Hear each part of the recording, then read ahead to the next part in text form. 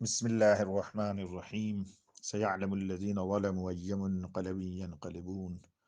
ہائے 8 شوال، یوم البقیع، کہ جس دن میں جنت البقیع کو منہدم کر دیا گیا، جنت المعلا کو ویران کر دیا گیا، اور وہ ظلم کرنے والے ظالم وہ ہیں کہ آل سعود وہابی سے مل کر وہابیت کی بنیاد پر یہ ظلم کیا۔ اور آپ ملاحظہ فرما چکے ہیں کہ برادران اہل سنت بھی ان کی مخالف ہیں اور کوئی ان کو نہیں مانتا۔ آج چاہتے ہیں ان کو مزید پہچانیں۔ ان میں 2 بڑی صفات پائی جاتی ہیں۔ نمبر 1 کہ یہ لوگ یزیدی ہیں، نمبر 2 یہ منافق ہیں۔ یہ کہ یہ یزیدی ہیں بہت روشن ہے، اور یزیدی ہونے کے لیے اور ان کو یزیدی پہچاننے کے لیے، ان یزیدیوں کو پہچاننے کے لیے تھوڑا سا یزید کی طرف رخ کر لیں، دیکھیں گے تو اسی کی جھلک ان میں نظر آئے گی۔ یزید کون تھا؟ یزید میں بے شمار رجاستیں، نجاستیں اور رذائل تھے۔ ان سب کو جمع کر کے ایک میں بیان کیا جائے تو یہی ہے کہ جس میں تمام خامیاں آ جاتی ہیں کہ اس نے اللہ تبارک و تعالی عز شانہ جل جلالہ کے بنائے ہوئے امام حق کو باغی کہا، پھر قتل کیا۔ بس اسی میں ہے، باقی سب کچھ اسی میں۔ اور جب امام کو باغی کہا اور قتل کیا تو پھر اس کو وحی کا انکار کرنا پڑے گا، پھر اس کو قرآن کا انکار کرنا پڑے گا، کیونکہ اگر وحی اور قرآن کو مانتا ہے تو پھر تو اللہ کے بنائے ہوئے امام کو ماننا پڑے گا نا۔ لہذا اس نے نعرہ لگایا، ما جاء ملک ولا وحی نزل، کوئی فرشتہ نہیں آیا، کوئی وحی نہیں آئی۔ اور جب وحی کا انکار ہو گیا، قرآن کا انکار ہو گیا، اور جب قرآن مجید کا انکار ہو گیا تو جو کچھ قرآن میں ہے اس کا انکار ہو جائے گا۔ توحید کا انکار ہے، نبوت کا انکار ہے، امامت کا انکار ہے، ولایت کا انکار ہے، قیامت کا انکار ہے، اخلاق کا انکار ہے، شریعت کا انکار ہے، تمام انبیاء کا انکار ہے۔ یہ تو پھر نظام الہی پورے کا انکار ہے، نظام قرآنی کا انکار ہے، نظام اسلامی کا انکار ہے۔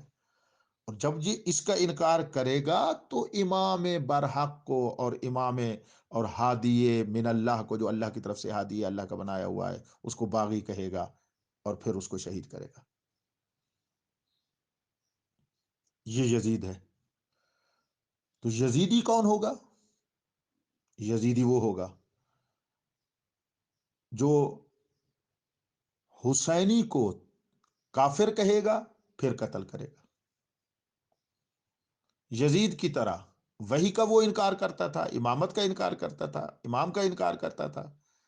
تو یزیدی وہ ہے جو امام کی مزارات مقدسہ کا انکار کرے گا، ان کو بنانا حرام قرار دے گا پہلے، پھر ان کو منہدم کر دے گا۔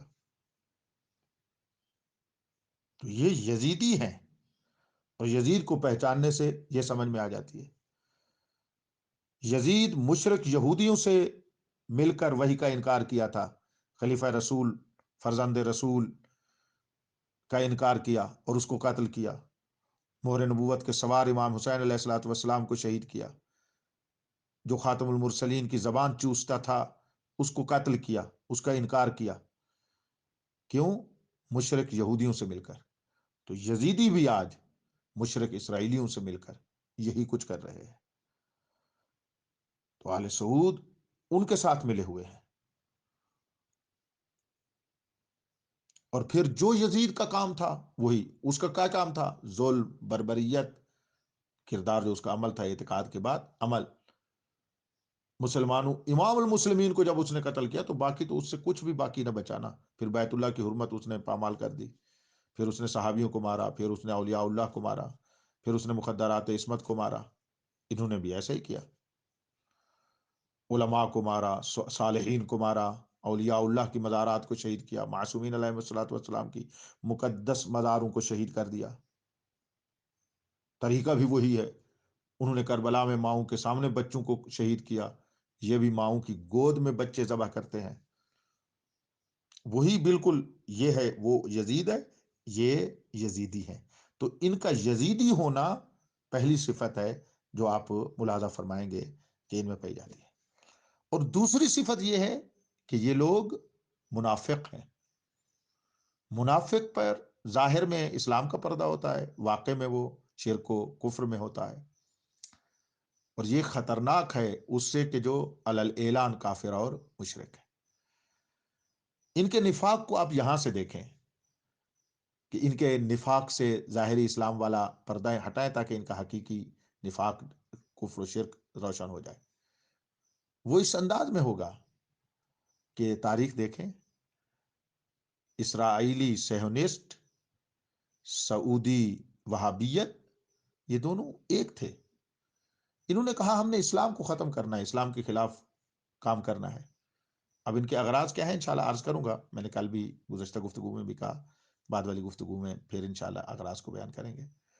تو مل کر انہوں نے کہا کہ ایک کام کیا جائے، دو بڑے کام ہیں جس سے اسلام کو ہم ختم کر سکتے ہیں، نقصان پہنچا سکتے ہیں۔ ایک، اسلام کے مقدسات پامال کر دو، کہ کوئی عقیدت اور احترام اسلام کے بارے میں نہ رہے، رسول اسلام کے بارے میں نہ رہے، اللہ کے گھر کے بارے میں نہ رہے، بیت اللہ کے بارے میں نہ رہے، مزارات کے بارے میں نہ رہے۔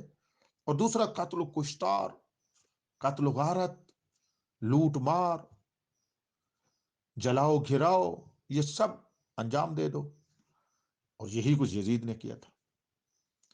تو طے پایا کہ پہلے مقدسات سے شروع کرتے ہیں اور پھر قتل و غارت تک جائیں گے اور غصب تک جائیں گے۔ تو ان یزیدیوں نے 1926 عیسوی میں مزارات مقدسہ کو گرایا، تو 1944 میں اسرائیلیوں نے فلسطین پر قبضہ کر لیا اور فلسطین مظلوم مسلمانوں کو گھر سے باہر نکال دیا اور ان کی سرزمین کو قبضے میں لے لیا۔ اور اگر یہ درمیانی 22 سال میں انہدام جنت البقیع کے بعد تمام مسلمان کھڑے ہو جاتے تو اسرائیل فلسطین کو قبضہ نہیں کر سکتا تھا، کیونکہ جنت البقیع کے منہدم ہونے کے سامنے مسلمانوں نے یکجا آواز وہ جو اٹھانی چاہیے تھی نہیں اٹھائی، تو ان کو بھی یقین ہو گیا، تو دشمن نے دوسرا وار اپنا اسلام پر کر لیا اور مسلمانوں کی سرزمین کو غصب کر لیا۔ اب یہ منافق کیسے ظاہر ہوں؟ ظاہراً تو یہ بہت کچھ ہیں، ظواہر اسلام پہ عمل کرتے ہیں، بڑے خوبصورت قرآن چھاپتے ہیں اور ظاہراً صوم و صلات کے پابند نظر آتے ہیں، ظواہر اسلام پر عمل کر رہے ہیں۔ تو نفاق کیسے ظاہر ہوتا ہے؟ کردار سے، عمل سے۔ ان کا عمل دیکھیں، ان کے عمل میں دیکھیں، ان یزیدیوں نے، سعودیوں نے کبھی بھی مشرک اسرائیل کے خلاف جنگ نہیں لڑی۔ انہوں نے جب بھی مارا ہے مسلمانوں کو مارا ہے، جب بھی مارا ہے مؤمنوں کو مارا ہے۔ شام گواہ، یمن گواہ، افغانستان گواہ، پاکستان گواہ، انہوں نے ہمیشہ مسلمانوں کو مارا ہے، مشرک اسرائیلیوں کو نہیں مارا۔ ابھی بھی آپ تازہ دیکھیں، افغانستان میں مسلمان بچوں کو مارا، شہید کر دیا، اور پھر کسی مسلمان کی آواز بھی نہیں اٹھی۔ اور ابھی دیکھ لیں، ہفتے سے اسرائیل فلسطینیوں کو مار رہا ہے، ان کے گھر برباد کر رہا ہے، ہر روز بمبار جہاز آتے ہیں اور ان کو قتل کیے جا رہے ہیں، اور پوری امت مسلمہ اپنی غیرت اسلامی دکھانے کے لیے تڑپ رہی ہے کہ ہم کسی طرح وہاں پہنچیں اور اس ظالم کے خلاف کھڑے ہو کر اسرائیل کو برباد کریں۔ لیکن یہ یزیدی ہیں اور وہابی اور آل سعود ہیں کہ جو چپ ہیں۔ مسلمان وہاں قتل ہو رہے ہیں، کچھ بھی وہاں پر نہیں کر رہے، بلکہ اسرائیل کی الٹا حمایت کر رہے ہیں، ان کے ساتھ یکجہتی کا ثبوت دے رہے ہیں۔ ابھی تازہ انہوں نے ثبوت دیا ہے۔ بس اس عمل سے پتہ چلے گا کہ یہ مسلمان نہیں ہیں، یہ منافق ہیں اسلام میں، یہ اسلام میں نفاق ڈالنے والے ہیں۔ اسی کردار سے تو ان کا سمجھ آیا۔ دوسرا ان کا کردار یزید والا، وہ بھی علی اعلان شراب پیتا تھا، اب میڈیا پہ آ چکا ہے، یہ یہودیوں کے ساتھ جام سے جام ٹکرا کر علی اعلان شراب پی رہے ہیں۔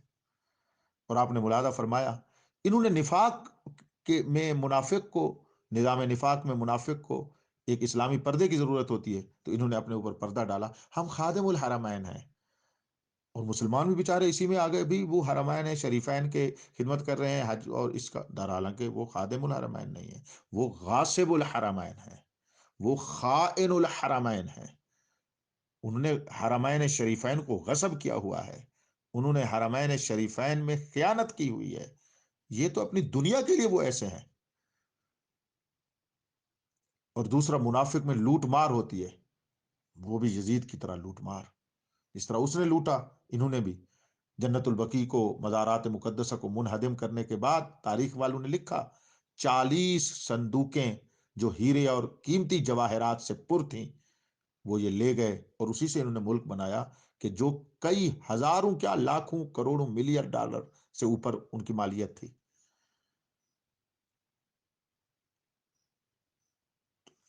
اس طرح یہ واضح ہوا ہے. تو انہوں نے پلاننگ بنائی کہ شروع کرتے ہیں سرزمین وحی سے، اور پھر ادھر سرزمین مسجد اقصی سے، وہ بھی سرزمین انبیاء ہے.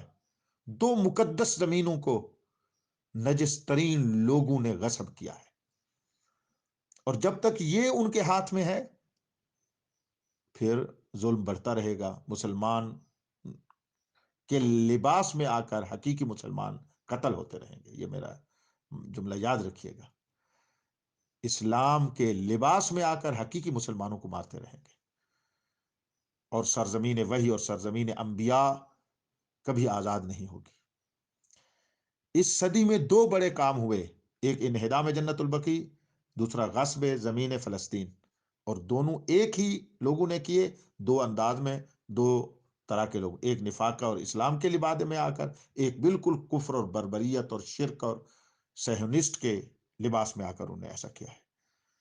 تو ان کا مقصد ہی یہی تھا کہ تم ادھر مکہ سے شروع کرو اور ہم ادھر سے شروع کرتے ہیں فلسطین سے، تو یہ شام، عراق، لبنان، خلیجی ممالک، یہ سارا ایک ملک بنے گا. ان کے یہ دل میں یہ بات ہے کہ ہم یہ کرنا چاہتے ہیں. غافل ہیں اس سے کہ کل انہی اسرائیلیوں نے انہی یزیدیوں کو بھگا کر پھر اب اپنی حکومت کرنی ہے. وہ تو اس کے صدد میں ہے، لیکن یہ ان کی سیاست شیطانی ہے. میرے اللہ تبارک و تعالی ذا شانہ جل جلالہ کی وہ سیاست الہیہ غالب رہے گی، اور اب انشاءاللہ تبارک و تعالی یہ تمام شیطان ختم ہو جائیں گے. اور اس کا راستہ یہی ہے کہ آؤ 8 شوال کو زندہ کریں. آؤ مسلمانوں کھڑے ہو جائیں، آؤ مومنوں کھڑے ہو جائیں. اس سال 8 شوال کو ہر مسجد میں، ہر امام بارگاہ میں، ہر گلی اور ہر کوچے میں منائیں. اور اگر یہ آزاد ہو گیا، پھر اسرائیل تو ایک دن کی مار ہے. حرمین شریفین اگر غاسموں سے آزاد ہو گئے، پھر تو مسجد اقصی کو آزاد کرنا تو ایک دن کا کام بھی نہیں ہے، مشکل ہی نہیں ہے. اور اس کی دلیل واضح ہے، کیونکہ اب یہ حرمین شریفین والے باقی ممالک کے حکام کو حرکت ہی نہیں کرنے دیتے، بولنے نہیں دیتے. الٹا ان کو کہہ رہے ہیں کہ وہ اسرائیل کو تسلیم کریں، اور وہ تسلیم کرتے جا رہے ہیں. اور جو تسلیم کر چکا ہے کیسے اس کے خلاف بولے؟ اور اگر آپ اصل کو جڑ سے کاٹیں گے اور حرمین شریفین کو آزاد کرا لیں گے، تو پھر مسجد اقصی کو آزاد کرانا بہت آسان ہو جائے گا. اور وہ دن شروع، آغاز 8 شوال ہے. امام زمان عجل اللہ فرجہ شریف آپ کے حامی و ناصر ہے.